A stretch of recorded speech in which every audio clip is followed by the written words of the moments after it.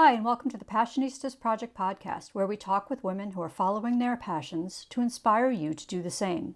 We're Amy and Nancy Harrington, and today we're talking with Nekei Lewis, an entrepreneur, Amazon author, technology enthusiast, and startup coach. Nekei has worked for over 10 years as a digital expert creative with an extensive background in branding, marketing, and strategy. She's assisted more than 475 businesses with branding, marketing, digital, and guerrilla marketing strategies. Her expertise ranges from a variety of industries, from retail, real estate, restaurants, service-based businesses, mobile apps, sustainable solutions, nonprofits, solar, tourism, hospitality, advertising, service-based industries, cosmetics, and apparel.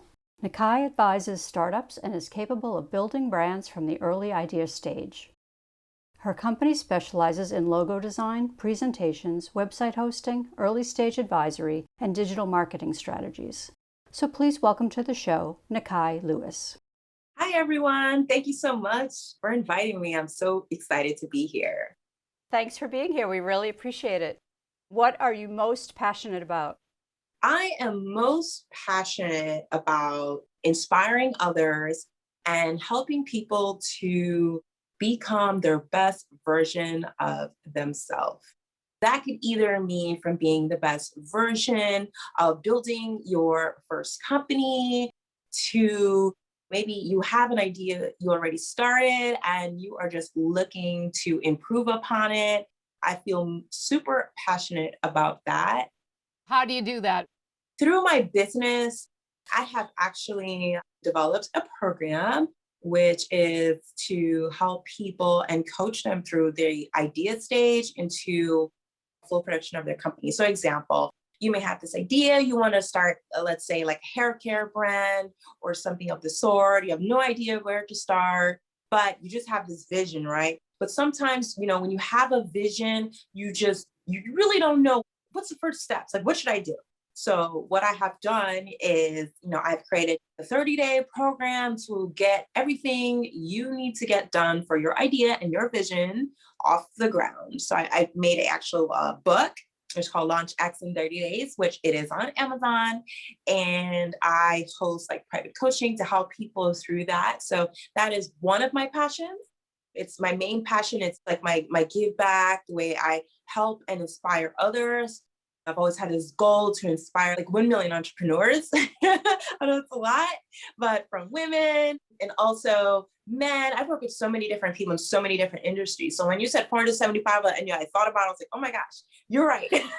It's been so many, like these amount of people I've actually encountered and companies of people coming to me and they're just like, okay, I have an idea. Let's say I want to start my first store. I work with a lot of retail owners in building their first store and getting that like first apparel store when, people are more used to shopping a little bit more back in the day of actually going to the store and picking up a product. So, and it just helping people start their first apparel brands to even in the solar industry. I had worked previously with different idea stage. And most of the people I've worked with are all idea stage. I was like, look, I'm in the early stage of my business, a year in, 2 months in, 3 months, even people like, look, I don't even have a name for the company yet. Can you help me? So let's take a step back a little. Tell us where you grew up and what your childhood was like. I grew up in a small little town. It's called Botany Village. And it's in Clifton. So it's an area in Clifton, very quiet town. I went to private school for 8 years. So I was one of those nerdy girls, okay, who sat in the front seat, like where the teacher was. And I was like, hi, hello. Yeah, I'm going to do that. I'm doing my homework. Okay, sure. What else? You need anything else? Like, yeah, I was that one, right? The teacher's pet, the one getting the perfect A's. I actually, for 3 years, I got perfect attendance. Yeah, grades 5 through 8. I did not miss a day, ladies. I was not playing.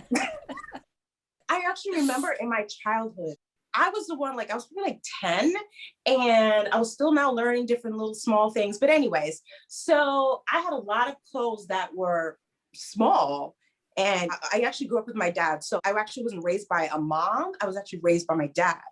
So I just honestly was like, oh my gosh, these clothes are so small. What am I going to do with it? So I don't know. I had this crazy idea to take my clothes, go in front of my house, put little hangers up. And like on Sundays, I would be my children's clothes. And that was my first entrepreneurial experience, right? So I would be out there and I hung up my little clothes and everything like that. And I was waiting for people and I put a little sign up and I was waiting, for someone to come by. And I made money because you know what? People were like, yeah, they saw my shoes for $2, my shirt for $1. They're like, we'll take it. We'll take it all. I was like, really? I think I made like $20 that day, but guess what? $20 back in, I'm not going to tell you when because I'm going to tell you my age, but $20 back then was like, you could buy a whole basket of stuff. Like I would go to ShopRite with $20 and I'd come with like 6 bags of stuff, So I was so excited to sell my first little things.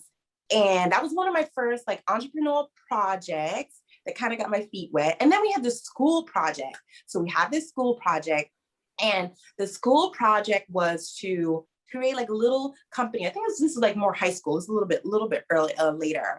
I remember actually in high school, I was like, okay, well, I'm going to do a fitness company. So I did my first fitness company and I created it. It's probably like 13 or something. But yeah, I did a membership-based fitness company. Now, if I went global with this thing, I would have built Planet Fitness. It was so similar. So then you went to Rutgers, right? I went for like 2 years and then somewhere through it, I just felt this entrepreneurial bug. I wanted to kind of go off on my own. So I did go off on my own for a bit. I wanted to pursue like my own thing, my own passions. I actually wanted to start my first model agency. So I actually started my first model agency at age 18. I started working at 16, but I was doing my first model agency at 18. So I left college and I was like, look, I'm starting. I went to the Big Apple. I had maybe about 12 models signed. And then I landed my first gig. So when I was probably 18, I got this girl to a Coors Light campaign and I made my first $3,000. I remember like the check came in for her and I was like, thank you. So I was her agent and I got a piece of that. Super exciting. So I was booking models. That was my first like business, was booking models. Back in the day, it was called Demure Models. And I was so demure with it. Did you figure that out? I was learning all this stuff in college. I was like, what is this? I can go build this on my own. So I was like, you know what? I'm going to be proactive and I'm going to go out there. And there I was running and making it happen. And it's so exciting. And so then I got lost in the world of modeling and, I did some modeling stuff. So I did a couple print things here and there. After I started working with the girls, people were like, hey, because I'm young. And at that time, okay, well, you're young, you're hot. Why can't we use you? I was like, no, I want to be the background. See, I want background. I want to be collecting the money. Did you go back to school or did you just move on to your next venture after that? After that, I would say I just continued pursuing my dreams. I really did.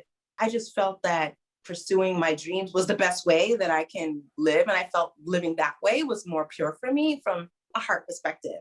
So I was the diehard, I'm going to live for my dreams kind of girl from then on, to be frankly honest. And I continued from there I did a couple moving around. So I ended up getting an opportunity to start another different company in Florida. So that's when I went down to Florida. And what'd you do there? When I was in Florida, that's when everything a little bit more started to click for me. I did a little music for a little while. I was a singer. I'm one of the entrepreneurs who was trying and doing everything. I'm just like looking to figure out, okay, how and where can I really get there? So I did some singing. I was the one performing, really passionate about music. Like I love music. I love dancing. I love all that stuff, right? So from then in Florida, it was just open. It's just different. Like everyone is like, hey, you're from New York. Great. What do you do? And I realized along that part is when I started getting into graphics, that I had to do graphics for myself. And then I realized like, wow, I can actually like doing this. So I started doing some graphics for myself. And then I learned a little bit more. Then I started teaching myself a little Photoshop for myself. And then I started learning some other programs. And I was like, wow, this is interesting. And then other people saw my graphics and they're like, can you do that for me? I'm like, yeah. They're like, okay, we'll pay you. You'll pay me? Really? Okay. So they loved everything I was doing for myself. So I started a PR firm. So I was doing the PR firm. Some people who may know me from back in the day, it was called like Cliche PR firm. And it was so cliche. That was the thing, right? And then I'm like, okay, I'm getting clients now. People are like, hey, you're good at promoting yourself and marketing. Can I pay you to do that? Really? Okay, great. So now I'm getting PR clients to market. Now I got graphic clients. And now because I'm doing the music, I'm printing CDs, I'm printing t-shirts, I'm doing graphics, I'm doing CD covers, all this stuff, right? And people are paying me for it. So I'm like, okay, well, that's how I was kind of making like my little living. I had my little side job still, but I was still feeling it out. I didn't go quite all the way. What inspired you to go all the way? Meeting different people, especially down there in Florida, I met so many different aspects. So that's when I actually started really saying, you know what? I want to develop my firm a little bit more. So I changed from cliche PR firm to cliche brands. Now I was like, okay, I'm going to be all about brands and, helping people with their branding. So I started doing printing with the flyers and the business cards because I saw I was able to print. And then, I was able to get some deals with some bigger printers to help me out. And I was like, you know what? I want to be an all-in-one solution. And I want people to say, hey, when I go to, at that time, like I was going to my marriage name. So some people were like, okay, Stacy, that's another thing. We'll talk about that. We'll talk about sometimes with branding and imaging, I'm going to just throw it out there. I was one of those type of people that with each brand that I morphed into, I changed my name, I changed my brand, I changed my image. I was like a morphing, the transformer. So I'm like, transform to this, now I'm this, and now I'm a music artist, and now I'm the print person, and now I'm the PR person, and now I'm this. And I was like morphing through time. Okay, yeah. So morphing through time, right? And I'm morphing now into the next best version of me, which is cliche brands. So I was like, all right, cliche brands. I'm here to help your brand. We're going to help you be the most amazing, right? So I'm doing the printing. I've got the graphics going and everything like that. So people are coming to me. Now actually that I started making a little bit more corporate, I started getting like a little like working with some of the cosmetic companies. And then I was able to get some of the solar companies to do some branding. And then even a couple like refrigerator type brands, things like that. And I was getting more bigger clients as I morphed kind of like into a more corporate brand, right? And at that time, it was a little harder to find graphic designers and stuff like that. So I was definitely getting hired for those types of things, which was amazing. At the same time, I still didn't quite pivot. It took a while before I was like, you know what, I'm going to do this full time because I still didn't quite believe yet. Is there a moment that made you believe that you could do it? I had a certain individual, again, it's good to have great, mentors and people who inspire you, like, hey, maybe you should try really going out with this a little bit, harder. So I did leave and I was only just doing the business for a while, a very long time.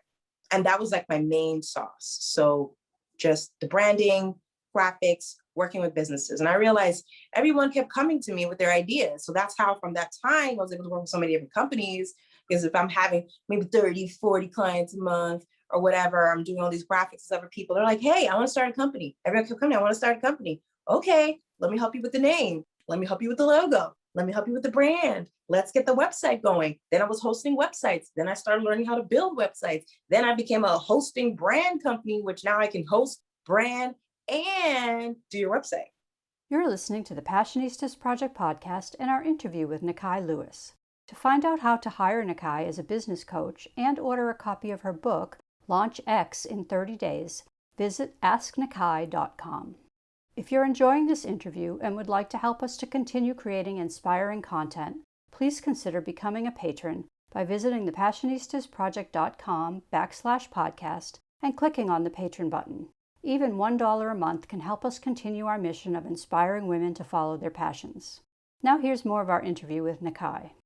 Is there anything you've ever wanted to do or been asked to do that you haven't been able to figure out? The things that I didn't know how to do, what I would do is I would hire someone who did. So regardless, I knew how to do it. If I did not know how to do it, I would figure out. So just so you ladies know on this call, then I am the master reseller here. Do you understand? So I will resell you your own shirt if I could, right? So people come to me, can you build me this type of website with these type of functions and this? And then they would give me their specs, right? And I wouldn't know how to do it. I'm not a developer or anything, but guess what? There are people out there that can do it. So I just become the third party person. You don't have to know how to do anything. You just have to know how to sell. Okay, I don't know how to do this website. I don't print CDs. I never printed a thing in my life. Understand this. I had people doing it for me. I had shops doing it for me. I had other designers doing certain things for me, but me actually pick up a paintbrush and print, impossible. I'm a hustler, right? Let's just put it that way. And I'm like, listen, you got to hustle, and you, especially dealing with other men in the industry. The whole print industry was all men. So the reason why I was actually getting a lot of jobs too was like, oh, you're a female in the print industry? Like, yeah. So you want to print with me? Yeah, hell yeah. Do my t-shirts, do my logo, do my business cards. And I started doing all these things for all these people, building with all these new entrepreneurs coming to the table. Do my banners for this real estate brand that I know. They're doing very well also too nowadays. Another hair care brand. They started with just a logo with me, and now they're into a store. Now they've made their own hair care products with the same logo, with everything. You see, so it starts with that little idea and kind of like mixing a little batter and having the perfect mixture. Oh yeah, this smells good, right? So then we're gonna put that out into the world. Do you have any, like, a few tips for people who have an idea and want to start up a company? I have this vision. It's all about getting clear about the idea and clear about the vision. It doesn't matter what kind of idea it is, because guess what? Somewhere, somehow, someone has started some kind of version of it.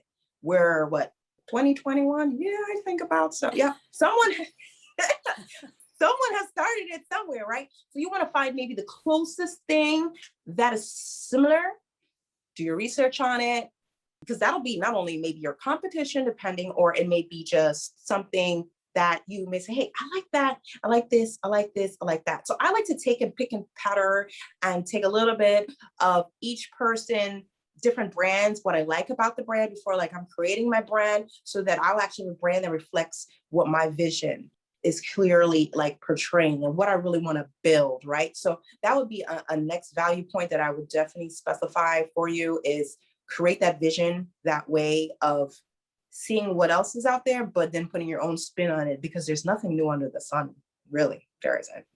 Why do you like working with startups so much? I like working with startups because I love the passion. I love the fire that comes with it. I love I don't have a clay, I have an empty bowl. Here, Nekei, fill my bowl. Yeah. So I think that's pretty cool. You know what I mean? So it's like, okay, if it was me and it was like 20, 30 years, let's say, down the road before, and someone was like, hey, do you have a vision to build something? Let me help you build that vision. There was no one telling me that, but I was out there telling other people that.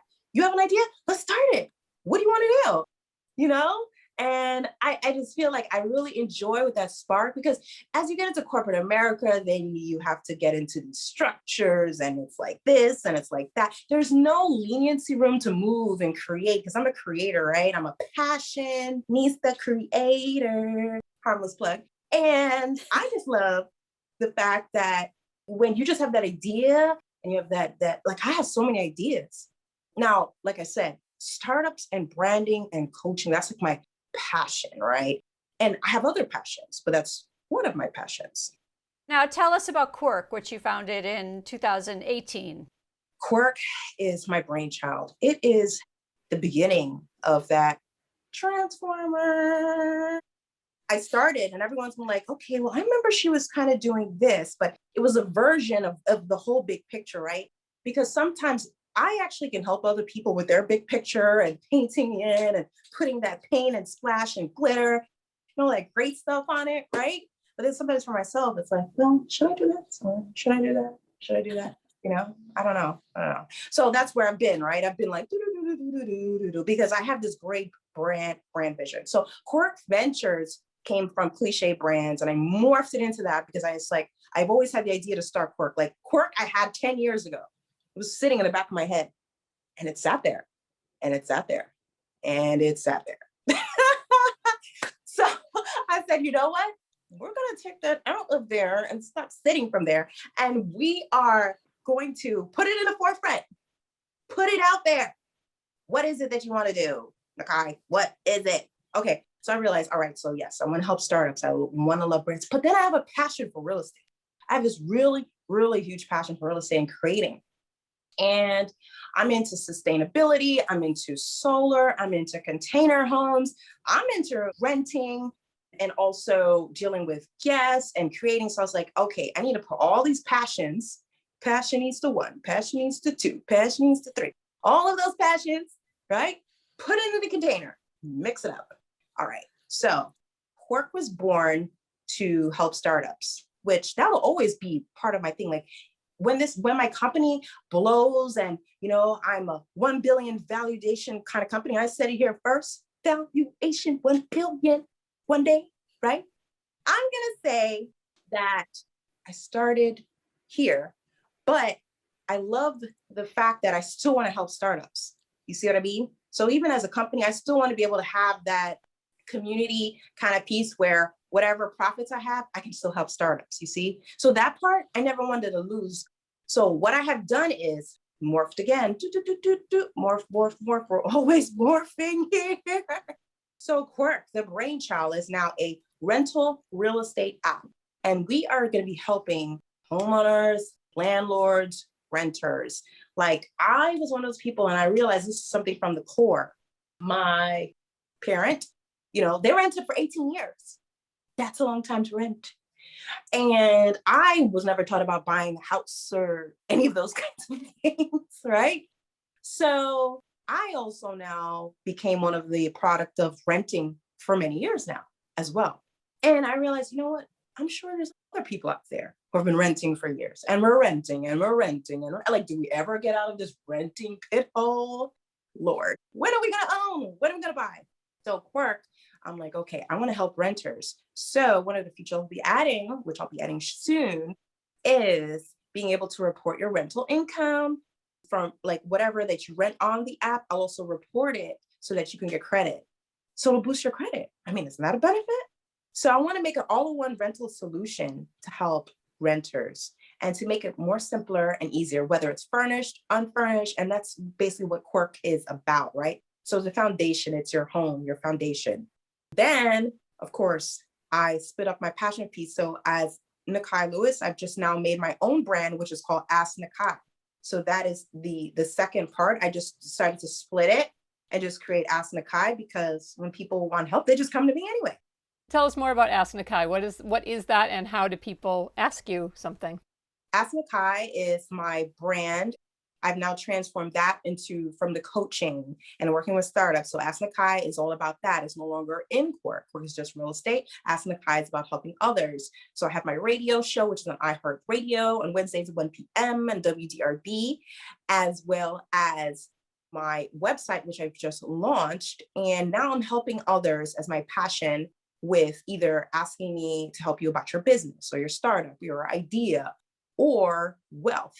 So anything dealing in terms of like wealth management, the financial aspect, I'm now also have been adding that and studying those pieces to add. And I have another business partner that helps on the wealth side to help businesses really set up their foundation so they can create that generational wealth, and they won't miss any money or opportunities and know how to retire, because we start our businesses and then what? We don't even set up a retirement plan, an exit plan, nothing. So I'm a micro influencer in that space. I'm continuously creating that part, and that's my passion part of just helping others. And I'm just morphing and developing that into one big online resource. You mentioned your book, so tell us a little bit more about it. Launch X in 30 days. It is on Amazon. It's also part of now Ask Nekei, where you get coaching and things like that. And then if you want to say, hey, you know what? I just want to go ahead and start my idea. You can actually get this on Amazon, search Launch X in 30 days. So this is the workbook edition, right? So this workbook goes along with the coaching and with the course, like thing like that, for 30 days. So we help you get an idea, start an idea, and launch it within 30 days. The minimum version. Some people don't even get this far. They just have the idea and it's sitting in the backseat for 10 years. What's your dream for women? My dream for women is exactly what I'm concentrating on right now, which is wealth, right? And her legacy. That is what my dream is right now for women, which is her legacy. We as women, we do not think, or, even back in the day, like women, we had to have men like sign up and credit cards and all this stuff, right? No one says, well, what is your legacy? We all know if you have children, usually, quote unquote, that's your legacy, right? That's your little you. That's the version of you that lives on forever and ever and ever and ever, right? But what about business? What about your creations? What about your recipes? What about, that is your legacy, what you eat, how you are, your whole being, what you want to create, what you have created, the legacy of you, right? So for women, I want women to be able, and the vision for the future is really take hold of your legacy. This is my legacy, right? And what do you want to leave? How, or like, if you, let's say they got a special spaceship and we were out of here tomorrow, right? Right? And you had to leave back a box, right? Of stuff, the Passionista project box. What are you going to leave in that box? What is your legacy? So is it that lip balm that like, oh my God, it makes my lips feel so amazing? Is it that hairspray that feels so great? Is it the cupcakes? What is it? I feel that every woman has a special, unique thing to bring to the world, whatever it is. Is it a book? Is it a poem? Whatever your contribution to the world is, offer your contributions to the world. We all have something to offer others, whatever it may be. Write it down, put it in physical form. That's my whole thing about the legacy, right? And in addition to create avenues of ways so that your generations is set up, your generations after that, and after that is set up for continued wealth, for continued maybe passing on the company to who, your grandchildren, your children's children, right? And then setting all those levels of things up so that everything falls into place. Sometimes people don't even write a basic will. Even if you're 15, you're 25, whatever it is, we need to really create our legacy and make sure that it is ready at any time, at any time, at any time, really and truly, and instructions of what to do. That's what I'm passionate about. Do you have a mantra that you live by? Yes, of course, there's a mantra. There's always some mantra. One in particular is just be you. Be you. A lot of times we just get morphed into this and morphed into that and morphed into this. And many times along the journey, I've lost the version of myself. In morphing, sometimes you lose little parts of you. I would say be you. Once you're able to just continue to be you, just be you in your interactions with others, being you in your products that you deliver, being you in those aspects. It seems simple, but it's kind of hard for certain people, and just being authentic. So that authentic self, because you may have a YouTube channel, you may have Instagram, you may have certain aspects, and you're not technically all you. So you're not really drawing in the audience. So if you be you and try to learn how to continue to just authentically come out naturally and just be your best self, it works. Thanks for listening to our interview with Nekei Lewis. To find out how to hire Nekei as a business coach and order a copy of her book, Launch X Idea in 30 Days, visit asknekei.com. Please visit thepassionistasproject.com to learn more about our podcast and subscription box filled with products made by women-owned businesses and female artisans to inspire you to follow your passions.